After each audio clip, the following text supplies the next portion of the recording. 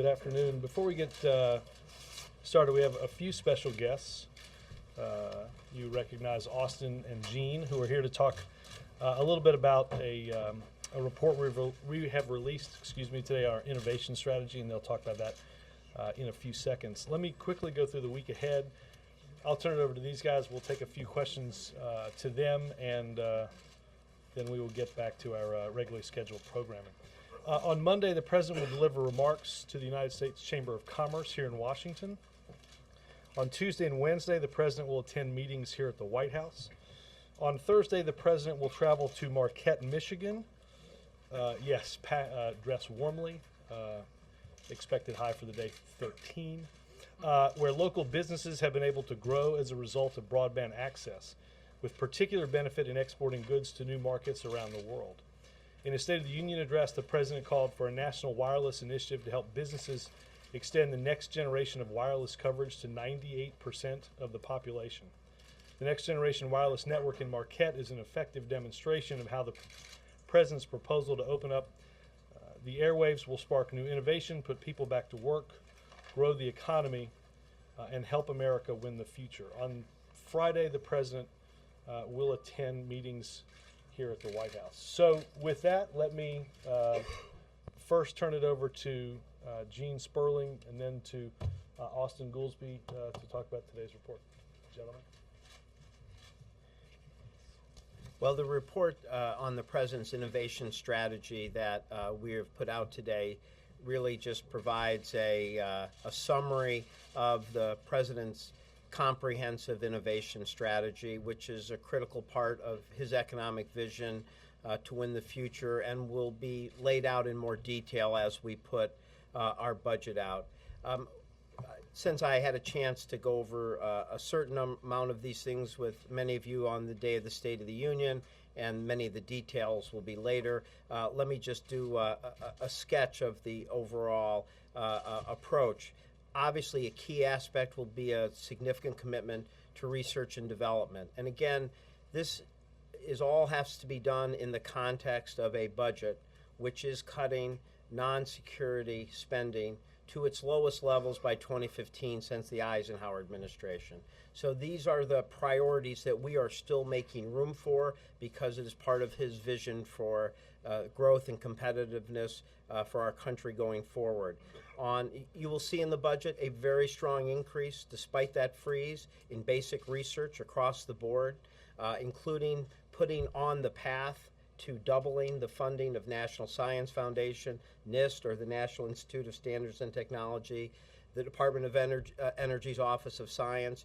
As we discussed before, you'll see an increase to $8 billion in R&D on clean energy technology. That includes a doubling of his new ARPA-E initiative and the doubling of the energy innovation hubs. These are two new innovations that President Obama put forward in his budget that have received very strong reviews, which he will be doubling. And then you'll also see, and what you saw this week is more the administration showing the degree that we want to see these things deployed, so they are creating jobs now going forward. You saw that Monday, as Austin and I and others with Steve Case rolled out the Startup America, which is very much building off the President's Small Business Job Initiative and connecting of innovation to small businesses and job creation. You saw that in the Vice President laying out the electric vehicle goal, the goal of hitting 1 million advanced technology vehicles by 2015. And you saw it yesterday when the President actually went to one of the regional innovation hubs. There's three, this one that focuses on building efficiency, and they're now announced a aggressive strategy for retrofits and building efficiency in the commercial sector. That included a tax credit, which we believe will be maybe even 10 times more effective in take-up, because it's a credit as opposed to deduction, and it goes to companies as they're making incremental improvement. the kind of Race to the Green grant program where communities can apply. I think it's kind of a field of dreams approach that you can build the infrastructure and technology, for example, electric vehicles, that those will become more viable in those communities and they can become examples for the rest of the country.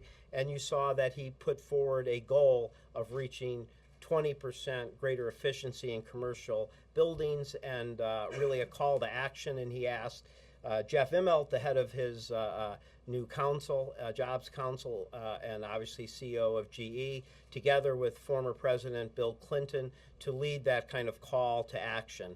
And on the education side, obviously, you've heard us talk before about the goal to have 100,000 new STEM teachers, science, technology, engineering, and math. And you also see in our report something that hadn't been out before, which is, again, to take the same ARPA approach to education so that we're using the technology, developing the technology innovations that help kids and adults learn. If we can use technology so well to occupy my 16-year-old at the video games, there is no question we should have the capacity to do that, to help kids learn in a way that keeps us competitive. And this week coming up, you will see the more innovative aspects of the President's infrastructure initiative, which beyond the roads and bridges and railways focuses on, as Robert talked about, wireless initiative, smart grid technologies, next generation for air traffic. So those are the broad outlines. Let me, at this point, turn it over to Austin, and we will both be around for questions. Thanks, Gene. The innovation strategy that we're releasing in this report is really based on two parts. Gene outlined the fundamental building blocks, the education, infrastructure, research and development that it rests on. And then the second part of the report is that we must extend the innovation capacity into the private sector. So the extending beyond just the public investments, there are three components in the innovation strategy: an emphasis on small business, the emphasis on startups and new firms, and an emphasis on inventors and the patent system. Small businesses, we now see that over the last 17 years, of the net new jobs created, more than 2/3 of them were created by small businesses. That's why it puts the focus there. Startup America and new firms are an even greater importance to the job engine. We released a whiteboard about Startup America. It is a 4-point program to unite public and private sectors to try to help startups in the country by giving them more access to capital, by getting them business mentors to help with their business development, streamlining and reducing regulations that affect small businesses and startups, and continuing the tax relief to startups, which the President has cut taxes for small business 17 times. The third category are for inventors. The patent system has a 700,000 application backlog. It takes almost 3 years to get your patent application reviewed. That's unacceptable. It doesn't work for small businesses and small inventors for them to be waiting for 3 years to be able to get a patent on the product that they're trying to sell. The strategy will cut that permission time almost in half. And today we are announcing a fast-track patent which will allow inventors to get approval in less than 1 year. So the market-based foundation is small business, startups, and inventors. And the basic idea of the innovation strategy is that America has been the great innovative engine of the entire world for many years. We have the majority of the Nobel Prize research. We have the greatest universities. There is no country that has more successful startups than we have. And truly, every American deserves a chance to change the world. And with that, I think we can open up to any questions. Questions for Austin and Gene. Mr. Cunin. Gene, Austin, whoever, these initiatives, the innovation, entrepreneurship, competitiveness, seem to be kind of have a long-term view toward job creation. And today we see, very small job growth last month, more people dropping out of the job market. You're talking about winning the future. What do you have for winning the present, and what can you offer? Well, let me highlight. Let's take one step back and talk for 1 second about the jobs numbers. There are two surveys. One is of people, and that's where the unemployment rate comes from. The other is of businesses, and that's where the payroll employment figure comes from. Everyone now recognizes there was some significant severe weather impact on the business component of how many people were on the job working. And we will learn more about this report from the next two jobs reports than perhaps this report itself tells us. But in the survey of people, the picture is substantially better. The labor force participation rate did not change substantially at all. It is not the case that the reason the unemployment rate fell sharply was because of reductions in labor force participation. In startups and small businesses will show up first in the survey of people, because obviously they are not yet in the system to be interviewed about their payroll. So winning the right now, startups and small business is both a future investment, but is also about the here and now, I would say. You just add a couple of things. First of all, as Austin said, this was a very unusual jobs number, and I think the important thing is to look at the, what we'll see as the overall trend. But a couple of points. One is that, first of all, in terms of things we've just done, obviously, the passage of what the president passed in his tax cut, which is in December, which is just taking effect right now, will unquestionably have a very positive impact on growth in jobs over what anyone could have expected in December. You see that through a $112 billion payroll tax cut, of which this is the first month we're seeing. You see that in terms of the 100% expensing, which tells every company in the United States that they can expense 100% off of what they are investing this year.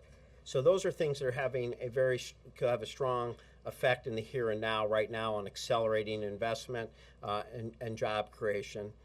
Secondly, there are important signaling in the policies that you put forward. When you have a commitment to advanced battery technology, when you have a strong commitment to clean R&D and clean technology, that sends an important signal right now to people who have cash on the sidelines that these are national priorities. These are important areas of growth, and when you get these things together, they can have a powerful effect in unleashing investment now. And I'll just give you an example that'll be relevant to next week. We've had conversations with some telecom companies indicate that the fact that we have 100% expensing, that several of them are now planning to accelerate their investment. You get that acceleration investment together with a national priority on national wireless to get to 98%. Those things come together and can get more people starting to invest in the future, but starting that investment now in a way that can have a strong impact on jobs. And just one thing in today, even in today's numbers, in the last couple numbers, we have seen some real strength in manufacturing. 49,000 jobs today, and I understand this was an unusual jobs report, but 152,000 over the last year. It has not been since 97 to 98 that you've seen a year period where over 150,000 manufacturing jobs were created. The ISM, the Manufacturing Purchasing Index, as you know, was over 60 for the first time in a very long time, and the employment index on it reached its highest level since 1973. So we do see in the manufacturing area and the places the president will be traveling some good news, and I think with some significant relation to policies that the president has implemented and proposed. Yeah, let me first rib Gene for always mentioning when he was last in the White House. I just having fun. We're not allowed to mention the whole decade? I'm just having fun. let me also, though, Gene touched on it, advanced battery manufacturing. I think this is something that fits in with a future-oriented, innovative agenda, and it goes very directly to out educating, out innovating, and out building, because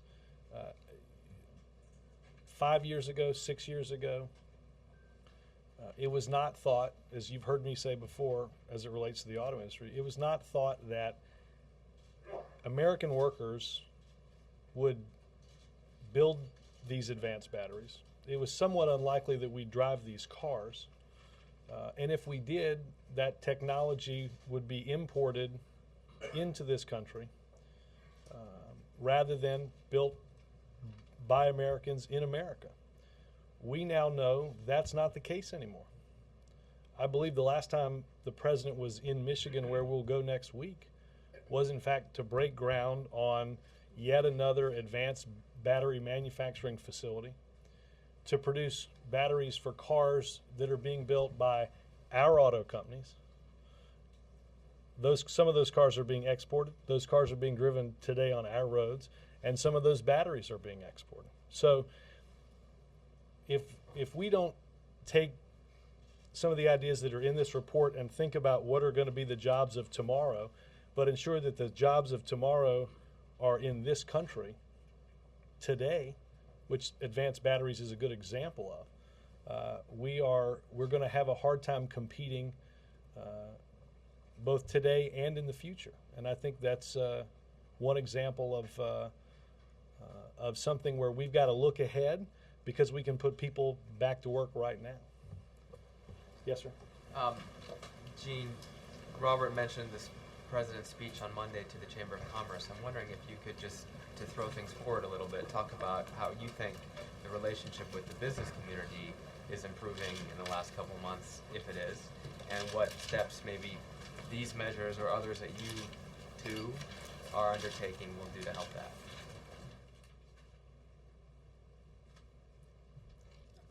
I think the last few months you have seen a strengthening of confidence across the board. I think there's been signs of greater confidence on consumers and the consumer index, and I think there's been greater signs of increased confidence among the business community. And I think what a lot of Americans want to see is that, and as we are fighting our way out of the very deep hole this president inherited, that we're willing to work together.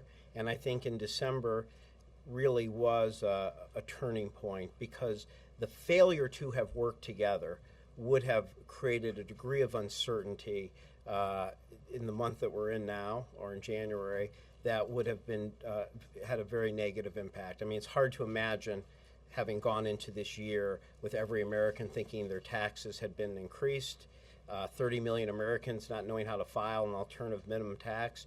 You take that to the entire country seeing this president working together to not only extend the tax cuts, to do a new payroll tax cut, to do new business incentive.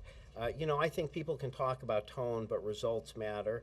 And I think what people have seen is they've seen the president really leading to bring people together to get things done. And I think a lot of things that we're doing now, whether it's Startup America, et cetera, have a lot of that sense. They are the private sector working with us, with the administration, with labor, with the business community.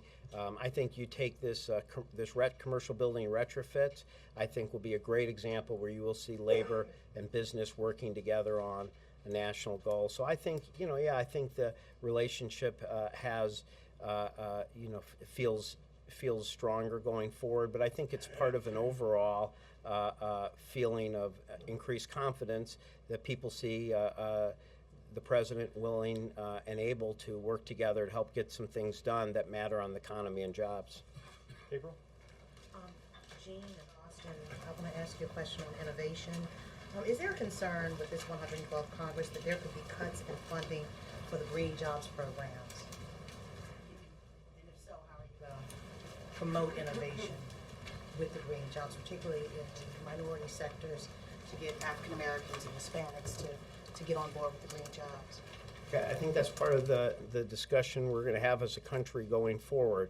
I mean, the president put forward in the State of the Union and in his budget an economic strategy for accelerating jobs and investment now, but an economic strategy for winning the future, strengthening our competitiveness.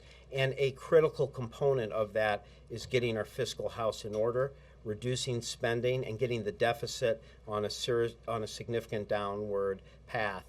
We worked very hard to achieve that critical component of improving our fiscal path in a way that ensured we still could be making the investments that we think are critical for our country, competing for the high-wage jobs of the future. It is a very tough budget. It will get tougher each year. When you are freezing, it is a real cut, and it's a real cut that gets bigger each year. And we felt that this was a degree of fiscal constraint that we could do that was very difficult, but could still be consistent with a strategy for investing in innovation, education, and research. Whether or not, and people will be able to see all of the details of our budget on February 14th, and they'll be able to debate and judge whether we drew the balance the right way. We think we did. I think as people have to look at other budgets that go out that share the same goal we do in reducing spending, they're going to have to look at the details and see whether those budgets also match the same commitment to making sure we're doing things that are pro-growth and pro-jobs for the future.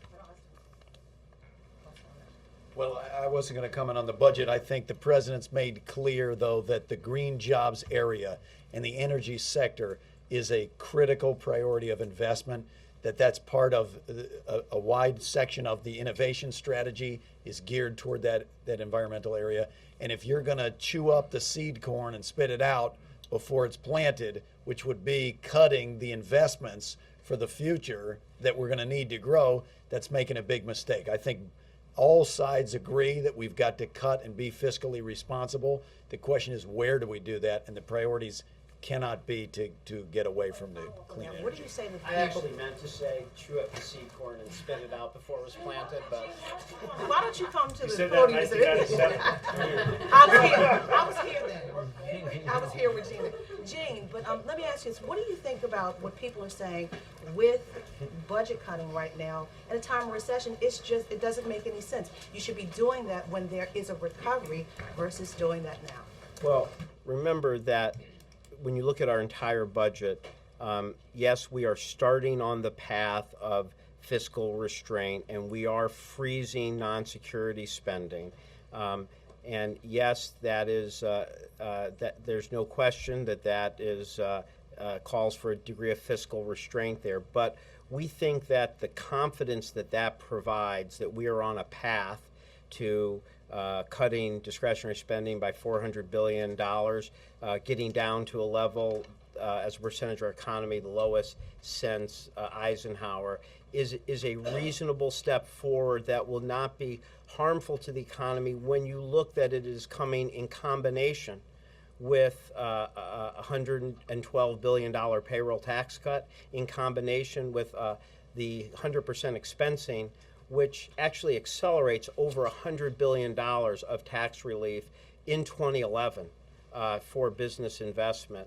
I think it has the right combination. As we said, it's an overall strategy. You have to look how it works together. This starts the process of restraint, but not to such a deep degree that it would hurt job growth. And that happens in combination with the measures that the president passed in December that have a very high bang for the buck in terms of investment and job growth in 2011. Laura, and then we'll let these guys get back. Thanks, Ronick. You've talked quite a bit about discretionary spending and the need for fiscal restraint. Of course, discretionary spending is a small part of the overall budget. Entitlements are a big part. The president to date has not picked up his own fiscal commission's recommendations on entitlements, and in fact in the State of the Union on Social Security seemed to go the other way. Could you talk specifically on Social Security and in general on entitlements, what the thinking is at the White House right now? Well, I mean, first of all, the president through the American Care Act has made a very significant dent in lowering healthcare spending, particularly in the second decade. But as you saw, when people sought to repeal his Healthcare Reform Act, that was going to increase the deficit by $250 billion. So there are a lot of savings and efficiencies and lowering the cost of healthcare growth in what he has passed so far. You'll have to see our own budget. There'll be some additional steps there to see. The president did make very clear when he was in the State of the Union that as tough as his spending restraint is, he acknowledged that's only one slice of the budget, that anything else we had to do as a country would have to be both parties and both houses working together. But I will say one thing that I think is important on Social Security, which is this is not about a short-term deficits. It's not about using this as a mechanism to lower deficit path. The reason why the president is open to bipartisan measures on Social Security solvency is because he believes that Social Security is a sacred trust, that it has been the hallmark of increased dignity for people in the retirement for past generations, and he wants it to be for future generations. So when we look at Social Security, we'll be looking at it through one measure, and that is to ensure that what has really been a crown jewel of policy in the United States for providing dignified retirement for older Americans continues to exist in a way that is strong,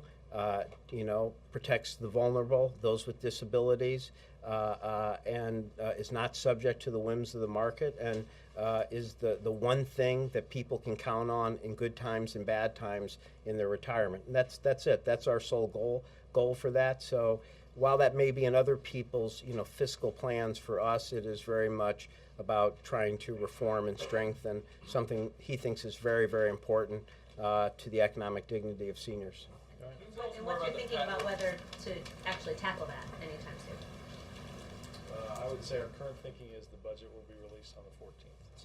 All right? Can they tell us more about the patent reforms before they leave? Patent reform. Well, He bet me in. ask about it will need. You told me no one would. I'm very glad you asked the question. Look, it is not just the strategy goes through it. If you want to go through in some more detail, but it cannot just be done purely by executive action. It will take some legislation, but the key is to, on two tracks, let the patent office make the investments they need to get the backlogs down and speed up their process. And the second is the fast track patenting, which enables essentially a faster track that people can make higher payments of their fees to get on a track of patents that allow them to get a decision very rapidly if they believe that their invention is timing sensitive. What's it cost? It wouldn't cost anything if you do it. It Requires requires legislation. And investments to fast track Well, reforms? the patent, do we want to go in the patent system? There are fees to the patent system. So, for example, the fast track patents, you would get more, you would get faster because you would have a different fee. It's just a different track. So, but it's worked through in the report. Not more government money, more money for the person wanting the patent. Well, in these, there are different approaches, obviously, for the different parts. One is you want the examiners, and the system that they have of examining the patents now is perceived by almost everyone to be excessively bureaucratic. And so we've got to streamline that system to get the processing times down. Is this a hazing joke? Why are you guys laughing? It's the guy behind you that is making faces. Okay. No more faces. This is email. I will bet you $1,000 that Chuck is not in danger of doing a Okay. patent story in the next. Anish calendar Chopra, year. the Chief Technology Officer. I'm just gonna, I want to give him a shout out, but you can contact Anish Chopra yes. or me, and we would love to talk to you. Love to talk to Let you me know about if you get that patents. on, let me know if you get that on, let me know if you get that in the news. I will, all right, I know we've got about, half an hour or so before, Well, let's use them all up. let's, why not? I know there's more patent How questions. about one and one? We'll do one and one for and then you. we get more questions with the president. What do you say? No, you've already exceeded 1 and 1, my friend. Mr. Cunin, take us away. On Egypt, what's the administration conveying today to President Mubarak and the Egyptian government? And what's the president's reaction to what he's seen on the street today? Well, first and foremost, I think that the message that has been delivered, again, through our embassy and through all levels of our engagement with the Egyptian government, first and foremost, continued restraint and the ability for protesters in Cairo to protest peacefully. I will say, and I talked to the president about this morning, we continue to receive very disturbing reports about what you could only say is very systematic targeting of journalists, particularly international journalists. I have dealt with our embassy on trying to get assistance for journalists to get out of the country, some of whom have been held, many of whom have been beaten. I said this yesterday, and I will reiterate this again today. That type of activity is deplorable. If journalists are being held, they must be released immediately. The world watches the actions of all of those in Egypt, and they speak volumes about the seriousness with which the government looks at an orderly transition. We are heartened that I think what many thought might come to pass broadly today, at least when I walked out here, had not happened. Our main message, besides restraint and nonviolence, Jim, is that, as the president said a few days ago, the government of Egypt must undertake, through negotiations with a broad base of those not currently in the government, direct negotiations toward a orderly transition that gets us to free and fair elections. They have to be real. That has to be real. They have to be legitimate. They need to take some concrete steps for this process to happen. And I think it is clear that without those concrete steps and without those direct negotiations toward that transition, you are simply going to continue to see more uncertainty and more unrest. And I think if does a concrete step include Mubarak stepping aside and maybe Suleiman or some other Well- caretaker stepping in? as we have said from the very beginning of this, these are solutions that can and will only be determined by the Egyptian people in solving the problems that we see today in Egypt. I think that continues to be true. The message for President Mubarak, Vice President Suleiman, and others, again, has to be the need to take quick, concrete steps towards that transition. I think the world is waiting to see that. Are you presenting those options to the Well, again, this is not for us to determine, Jim. This is the addressing of individual rights and the freedoms that so many in Egypt feel they lack can only be addressed by the government of Egypt. They're not going to be provided by our government. They have to be addressed and provided by their government. And I think instability will continue until that's done. Yes, sir. Robert, is the White House concerned that there would be a power vacuum if President Mubarak stepped down now? Well, as I said a minute ago, Jeff, I think there is the likelihood of greater instability and uncertainty without the government taking those concrete steps toward real change. That wasn't the question. No, no, The no, no, question is I- if he steps down now. Well, are what? you concerned about a No, no. buyback? Let me. I want to be clear, Jeff. I was answering your question because I think what we're likely to see, and the reason why we continue to watch the television of protesters today, and we're likely to see that into the days of the future, is not because the government is moving too quickly towards a transition. It's exactly the opposite, because the government has not done enough in a concrete way with a broad enough base of a coalition of people that are outside of what constitutes the current government. That signal has not come. And unless or until that happens, instability is actually going to increase. I think that's the answer. How would you respond then to Mubarak's comments yesterday that he'd like to step down, but he's afraid if he does? I think there are concrete actions that he can take and that the vice president can take toward moving in the path of real change that can lessen instability and can ensure that we don't descend into the chaos that he describes. I think, just as I outlined, I think it is the government, the vice president, and the president need to sit down with a coalition that constitutes a broad cross-section of Egyptian society, of civil society, of opposition political groups, people that are in Egypt and not represented in their government. There are a series of things that we're not to prescribe to the Egyptians that must take place along that pathway toward free and fair elections. And unless or until that happens, my guess is the people that you see on TV aren't going anywhere. I think that in order to see the transition happen in an orderly way, the people need to see some concrete steps. U.S. allies involved in that discussion?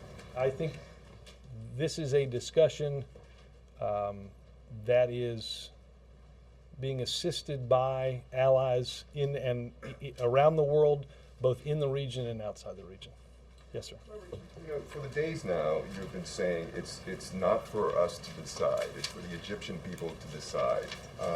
You just said we're not prescribing anything to the Egyptians. So, what is going on then behind the scenes? I mean, there are all these high-level meetings, back and forth of equals. If you weren't offering suggestions or options, then what are you doing? Well, Dan, I just outlined a series of steps right here in public that I think the government can and should take to address that very instability and that very uncertainty. And I said, I think on the very first day of this crisis, my guess is that this will be said at this podium for months to come. This is not a solution that can be imposed on or that can be forced on anybody in Egypt. As I said earlier, it is not, I doubt there's anybody in Cairo that is looking for my definition of their freedom of speech. And that's not going to be determined here. It's going to be determined in Cairo. That's why they're marching there. But look, it is safe to assume that this country has, for the past several decades, had a very important relationship with the government and the people of Egypt. The Camp David Accords, signed by Egypt and adhered to by Egypt, have provided a cornerstone for regional security for more than 3 decades. We have a vested interest in the foreign policy in Egypt and throughout the region as it relates to our national interests. So, as I said a few days ago, there are meetings here about a whole range of issues and a whole range of scenarios. And I was in one of those meetings at 8:30 this morning. Those meetings will continue with the president over the weekend. How much intelligence did the White House have about this kind of unrest potentially happening? We have seen, and I think White Houses and administrations here for many years have seen intelligence about the instability in countries in the Middle East and throughout the region. I think the question that you're alluding to, Dan, is did we, or did somebody foreshadow the specific events in Tunisia? And as we recall, a fruit vendor in Tunisia had his fruit stolen and lit himself on fire, and that started in Tunisia a series of events that have greatly impacted that country. I don't think anybody expects that we would have gotten a report in December that might have predicted a particular fruit vendor doing something like that. Obviously, as things transpired in Tunisia, as I've said in this room before, I read intelligence that talked about what the result might be in countries throughout the region, because as the president has said throughout this, the governments must be responsive to the people that they represent. And when they're not, you have uncertainty and unrest. So So there was no intelligence that predicted this kind of unrest, not necessarily no, I didn't how say it, that. what the I didn't trigger say that. mechanism I would didn't be, say but that. I want to be clear. I did not say that. I said, was there specific intelligence about the specific incident that started in Tunisia? right, well, No. I wasn't asking that. Not the specific incident No, that no. started it, but what I understand. I the think result some would be. reporting has intimated that somehow that there was some intelligence failure that didn't happen. Rest assured that there are volumes of reports that have been read by this administration and past administrations about the potential for instability and unrest in Tunisia, in Egypt, and throughout the world. Understand, I think some of the passion that you see in Cairo is not necessarily because people have felt as if their government hasn't fully represented their views and respected their individual rights in 2011.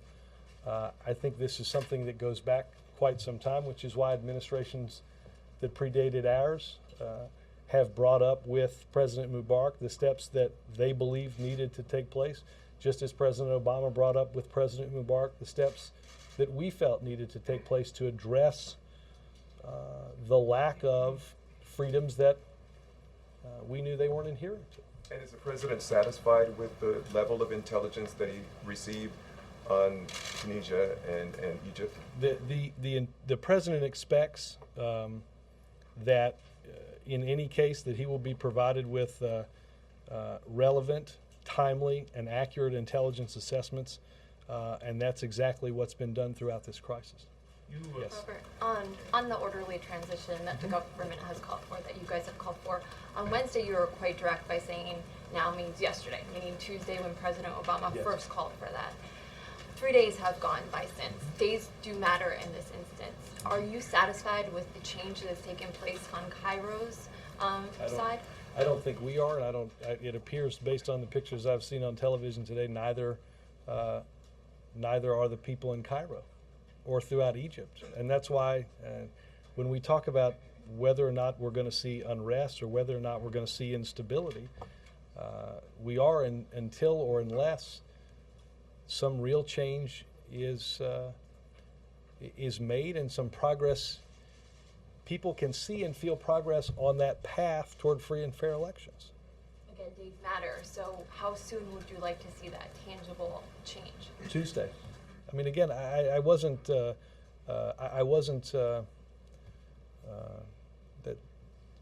President Mubarak said we needed that transition. President Obama agreed that transition needed to happen and that the time for that was now. And I think it's readily apparent that those in Cairo, those in Egypt, need to see this process happen, and they need to see this process begin.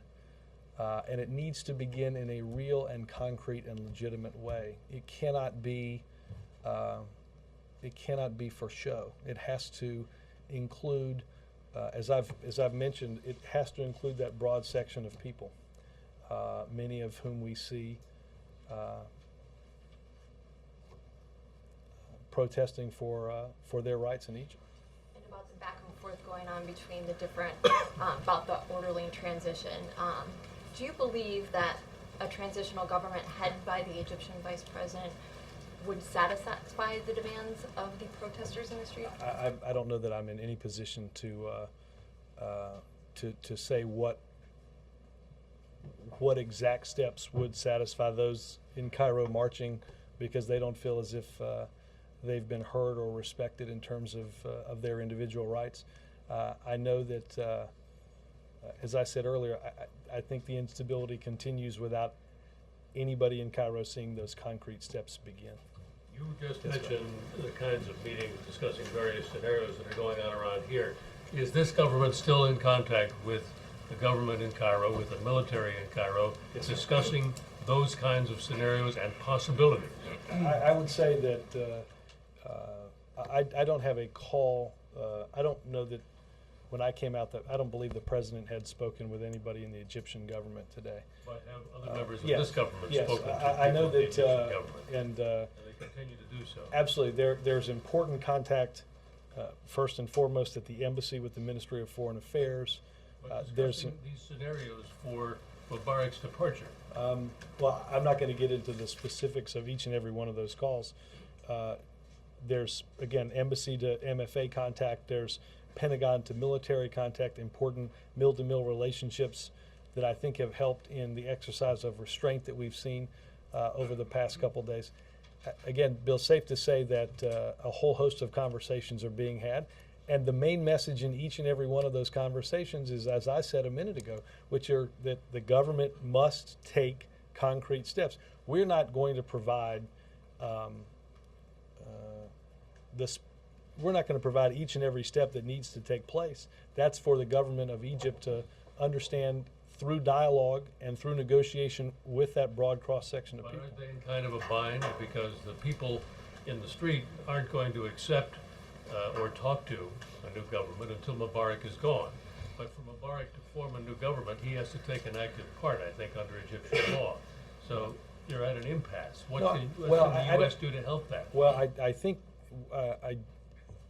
I think the biggest role that the most important and biggest role that we can play is encouraging the government of Egypt to become involved in those negotiations. You've been doing that for 5 days, and you keep saying it's yesterday, Tuesday. We got nothing. And Bill, it's and what do we see every day? More and more people come out, more and more reporters that are beaten. This is not going to be solved here. It is going to be solved by the Egyptians, and if they don't begin to take those steps, you're not going to see a relief in the instability that we've watched. And I The think question then is, how hard is the U.S. pushing? I mean, we got $1.5 billion on the line here. we have more than $1.5 billion on the line. We have important relationships and a very important national interest in stability and order in the country and in the region. And I can assure you that every call begins with two things: a call for restraint and a call for concrete, direct negotiations so that the people can see the government is willing and able and actively making changes that will lead to free and fair elections. Are we making specific proposals about how those negotiations, those exchanges can take place? We have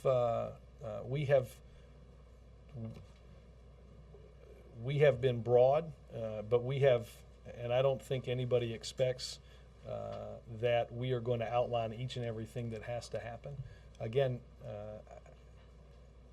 I feel confident in saying that the biggest step that we can push for is for the government to begin that negotiation and begin it with a representative and broad cross-section of the people. What about with the opposition, which apparently says it does not want to talk to the government until Mubarak steps down. Are we Well, pushing them to this begin is- talks? Absolutely, but Now? I think what we have. Specifically to drop that demand? No, I mean, we're not, I've not heard that. I think again, I think the greatest impediment to making this progress is beginning the process. And beginning the process at a level where the government is taking seriously the involvement of some of the broad opposition groups that you speak about. Then the onus is all on the government now and not on the opposition? Well, I think it's important that the government begin to show concrete steps that it's willing to take. On intelligence, was there a failure of intelligence, a failure to heed, or neither? I would, I guess, direct you to what I said to Dan. I think the president has felt as if he's gotten timely and accurate intelligence, and that, as I said, there are volumes of reports on instability throughout the region. But there was a report in late 2010, according to Stephanie O'Sullivan, that specifically said Egypt was ripe for instability. And that was her testimony. Yeah? My guess is there's a report that dates back each and every year about instability in many of these countries. I don't think you need. I don't think you need a report from the intelligence community to let you know there's potential instability in Egypt or in the Middle East. Secretary of State Clinton says we're in uncharted territory here. U.S.-Egyptian relations ever going to be the same? We have an important relationship, as I said earlier, with the country and with the people of Egypt. And we expect that whatever government comes next, we expect that we will again have the type of relationship that has provided, as I said, through the actions of the Egyptian government, a cornerstone for safety and security and regional stability in the Middle East. It has been an important relationship, and it will be in the future. It has been important primarily because of Egypt's peace treaty with Israel. Does the new relationship have to be based on a much more democratic Egypt? Can it be the same with an Egypt that does not fundamentally implement democratic reforms? Well, I look, again, that's a solution I think that's going to come at the ground on Egypt, in Egypt. I don't think we're looking at something that is less than what we have now, or less we wouldn't have the images that we're seeing. And I know you alluded to the Camp David Accords. Our expectation would be that whatever the next government of Egypt is, that they would adhere to treaties signed by the government of Egypt. Chuck? Hey, just to follow up on that, by expectation, does that mean we would use if it took our influence via military aid that we give to make sure that they use whatever tools we had to make sure they abided by this peace Let's treaty? not presuppose by me through here what tools we would use, but again, there's a treaty. This treaty is not with a particular president. It is with the government, the country, and the people of Egypt. We would expect that treaty, just as if this government changed hands in an election, that you adhere to the treaties that previous presidents have signed and have been ratified in the past. Let me ask another variation on what Bill asked, which is, have we asked or suggested to Mubarak to transfer some power to the vice president? I'm not going to get into, again, conversations that are had in the Situation Room or between our president and other presidents. The Vice President Suleiman came out today and said no transfers would take place, and it was sort of an odd way that he announced this, implying that there was some suggestion that Mubarak should transfer some power. I shouldn't wing it. I'm happy to look at a particular quote on that. Jonathan? Mr. Alverde said today that he had spoken to the ambassador of the United States, the ambassador of of Britain, the ambassador of Australia, the prime minister of Greece.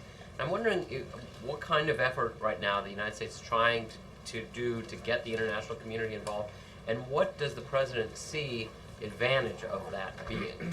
Well, I think you just mentioned in many ways the broad arc of whether it's the Europeans, whether it's in the greater Middle Eastern region, the important equities that countries have and relationships that they have with Egypt, and the importance that they see in the same sort of regional and country stability that we hope for. I don't think there's any doubt that we are better served by a number of countries delivering the same message you've heard the president deliver. I think that it is important, again, as the world watches these images, that the world is involved in reiterating the message that we have sent and continue to send to the government of Egypt about the steps that they need to take. Is the United States right now trying to play an informal intermediary role right now between the government of Egypt and the opposition? Jonathan, I think Ambassador Scobie spoke with Mohammed El-Baradei, as she has and will with a host of civil society and political opposition groups throughout Egypt. That is a robust expectation that our government, and I think any U.S. government, would have of their mission in Cairo. We are, and the embassy was, well before anything started in Cairo, maintains a relationship with many of those groups and with many in civil society. Nick? In the week since the president spoke and over the days that you've been making statements as well, do you feel that any progress is being made in bringing the two sides together to end these protests, or is it still at the same spot it was a week ago when the president first came out? Well, no, I think we have. Have we seen enough progress? I think the answer to that clearly is no. I think as we sit here a week later, as I've said here before, we have watched events happen in a country we have not seen in a country with a very rich history that we have not seen over the course of many thousand years. What we are seeing is not something that happens every couple of years in Egypt. These are remarkable times. So I think in one sense we've undoubtedly seen from where we sit right now, a week since both President Mubarak and President Obama first spoke, both on the phone and publicly making statements. We've seen change from Friday to Tuesday in acknowledgement of President Mubarak not seeking re-election, but I think it is clear that we still see those in the street looking for the type of concrete transition that both men spoke about just a few days ago. Is the situation on the street better now or worse? Well, I think we are heartened. I'll split the question into two. I think we are heartened by two things. One, that we have broadly seen restraint. As we deplore the scenes and the stories that, as I mentioned earlier, of diplomats, human rights groups, and journalists. So I think that is that is heartening. And as I said yesterday, we take what the Prime Minister said yesterday. We take seriously and hope that the government of Egypt takes seriously the words of the Prime Minister in saying that those responsible for the violence on Wednesday will and should be held accountable. Well, I didn't get the answer to that. You split it, and I don't think you put it back together. I mean, is it better or worse? You mentioned these two things that are... Well, again, I think it's better because we haven't seen... I think, again, many of us... I think many of us thought as night fell on Cairo last Friday, that we were unsure what we'd wake up to on Saturday. So from the perspective of the type of broad violence that you certainly hoped wouldn't happen, again, we're certainly glad about that, and I think the same went for the events of today. Obviously, today was there were a lot of people out, and we were, as we have been, concerned about what that would mean. So I think we have seen some hopeful signs as it relates to restraint. But again, I think the type of political change that many have talked about, we haven't seen. Scott? Do you know anything about an assassination attempt on Vice President Suleiman a couple of days ago? I'm not going to get into to that question. Robert, can we change the subject? Yes, that's a yes. Sure. Does the administration have any further reaction to the job numbers today in terms of what it expects going forward, given that the problems with today's number? Well, as you heard Austin and Gene, and I should be careful because Austin's actually a trained economist, and I just play one in here. So, look, I think as he talked about, you've got two different surveys. You've got a survey that calls up a house and says, do you have a job? That is a survey that that ultimately you derive from that survey the unemployment rate. Then there's what's known as, the establishment survey that calls a business and says, who's at work, what's happened, are you hiring? And that goes into a BLS payroll number. I think, and we have talked about it in here, and I've watched the commentary and listened to it and read more about. You obviously have some very divergent survey data. You have undoubtedly some weather impact in the establishment survey, particularly in industries like construction and transportation, where one might easily presume that weather would affect the numbers coming out of that survey. Jackie, I think it's important to understand that I don't think we would ever look at through a series of data that we see over a week or a month and hang any of our hat on one particular number either way. I think we are encouraged in the sense that we see continued progress, private sector hiring. That progress, in the president's viewpoint, though, continues not at the pace that we would like to see it. As Austin said, I think we will learn more about what this report means in the coming months as we look through some of the numbers underneath. What do the construction numbers mean? What do the transportation numbers mean? What do the overall workforce numbers mean? Again, the bottom line for us, there's a lot more to be done to put 8 million people unemployed as a result of the financial calamity back to work. That work would have continued, though, regardless of what the numbers today showed. Go ahead. Quick question one. Is President aware of, Robert, that U.S. diplomat is still held in Pakistan, and Pakistanis are very angry at the United States? I'm sorry, U.S. diplomat? U.S. diplomat is still being held by the Pakistani courts. I think I would direct you to either the Pakistani government or our embassy in Islamabad on that question. You're good? Is the President aware of it? The President's aware of a lot of things, Will. Yes, go ahead. Robert, there's a report today that the President expressed quote-unquote disappointment to DNI Clapper over the level of intelligence and analysis he's gotten on Egypt. Is that accurate or not? I think I answered broadly about the President's view on intelligence that he's gotten. I also think it is largely safe to assume that I am not going to get into conversations that may or may not have happened in the President's daily briefing.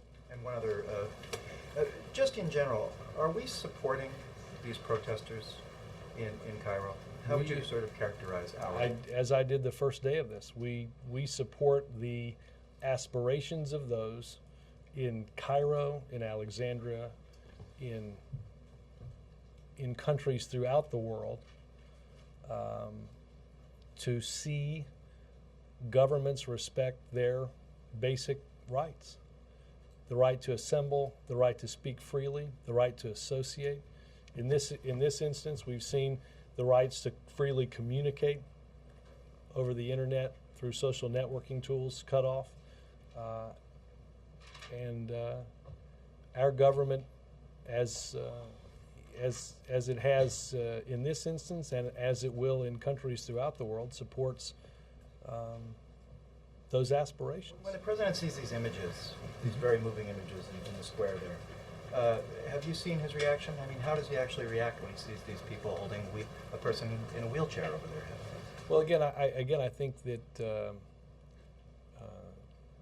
as the president has said, I think you're watching. I think you're watching what happens when people in a country do not believe their government fully appreciates the rights that they lack. That's the case, again, not just in Egypt, but as the president has had discussions with leaders throughout the world. Robert, no, excuse me, called an April. Robert. We got it. Yeah, but can I get my question out? Go ahead. I've Thank got you. only a couple more minutes, and I'll try to do this quickly. Okay. We'll play rapid fire. Go. Okay, sure. Rahm Emanuel, what is the president doing for him? I have nothing on that. Has he made calls? Sources in Chicago are saying he's made personal calls for Rahm on behalf of Rahm. I can check. I don't have any guidance on that. I think Rahm's still shuttling the president's sidewalk. Savannah. You mentioned that the U.S. supports the demonstrators. You've mentioned the president's speech No, prior. let me be clear. I said The democratic aspirations of gotcha. Reading, listening comprehension. You pointed to the B comments. minus. You've pointed to the comments of the president in Cairo supporting democracy in Egypt. But in 2009, this administration actually cut funding to democracy groups and civil society groups in Egypt. So how do you square the words with the action? Well, look, we are. I think you're going to see in the budget that the president releases. We are not going to, on a whole host of things that are important to him, that are important to the other political party, that are going to have to be reduced as a result of 10 or 12 years of spending well beyond our means. But I think the notion somehow that the support of the aspirations of those that seek greater freedoms is only supported by a level of funding in your budget, I think don't necessarily match up, particularly in a time in which you're going to see reductions in a whole host of programs that are important. Yes. Cutting the funding had any effect on the pace of reform, for example? No, I don't. My guess is there have been a number of expenditures over the past 30 years to support groups with similar causes in Egypt, and I don't. We're just now seeing the manifestation of the cares and concerns of those involved. Yes, sir. Stephen. Today, the Supreme Leader of Iran made his first intervention in Friday prayers for 7 months, saying that this was an uprising in Egypt against an ally of Israel, the United States. Do you have a response to that? And the longer this goes on, are you concerned that foes of the United States could try and whip up extremist allies in this power vacuum that there is at the moment? I will say it's remarkable that Iran would make a statement given their actions when it came to their people exercising the same rights that people are exercising now in Cairo. I think the world, Stephen, would welcome the acknowledgement from the Islamic Republic of Iran, if they're so inclined, to allow their people to exercise the same rights that you see in Cairo peacefully. I think that would represent some real progress across the Middle East, and I think the world would challenge them to have their words match their actions, which we recall, based on the violence that we saw in 2009, they're not good at living up to. Yes, sir. Thank you, Robert. Do you believe the United States still has leverage with the government of Mubarak? And could you tell us why U.S. assistance shouldn't be used now to get him to heed your calls for immediate transition? Let me do this quickly because I do have to, you guys have to get to a press conference as well, I'm told. I do think we continue to speak, as I said, at a full range of levels to the Egyptian government, and I do think that the conversations that many have had with the military have been helpful. Again, I think the actions that we will see from the top of the Egyptian government have to be in response to the have to be solved by and have to be in response to what we're seeing on the ground in Cairo. Again, I don't think we can impose that. In terms of our assistance, and then I'm going to run. As I said, I think about a week ago, we will continue to watch the actions of the Egyptian government and evaluate what those actions might mean. Again, we are heartened to see